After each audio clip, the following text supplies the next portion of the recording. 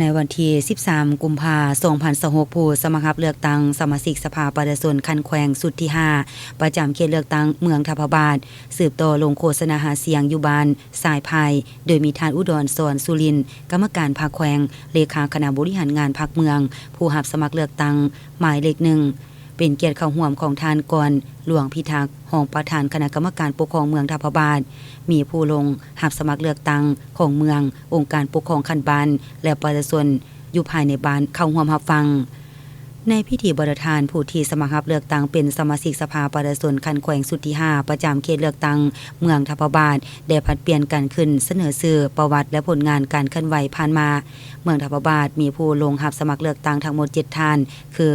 ท่านอุดรสอนสุรินทร์เลขาคณะบริหารงานเมืองทัพบาทท่านบุษดีแสงมณีวงศ์หัวหน้าคณะโฆษณาอบรมเมือง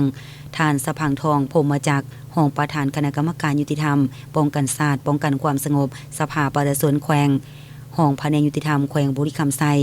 ท่านโซเลพันธวงศ์ษาหัวหน้าแขนงแผนการและการเงินคณะกรรมการเศรษฐกิจแผนการและการเงินสภาประชาชนแขวงท่านนางสุทธิสารทองพันธ์รองหัวหน้าห้องว่าการเมืองทัพบาท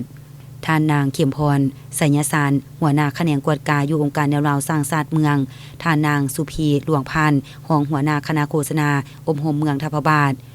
ในการลงโฆษณาหาเสียงในครั้งนี้ก็เพื่อเป็นการสนองข้อมูลข่าวสารตัวจริงของผู้สมัครทางเป็นการแนะนำให้ผู้มีสิทธิ์เลือกตั้งได้รู้เข้าใจอย่างถูกต้องต่อผู้สมัครรับเลือกตั้งของแต่ละท่านทางเป็นบทอิงในการค้นคว้าค้นคิดสมเทียบใส่มาตรฐานเงื่อนไขและได้พิจารณาอย่างถี่ถ้วนเพื่อคัดเลือกเอาตัวแทนที่มีความรู้ความสามารถทักษะและหักประชาชนอย่างแท้จริงในสาเหตุให้การปฏิบัติเลือกตั้งมีประสิทธิภาพประสิทธิผลและเข้มงวดตามระเบียบกฎหมาย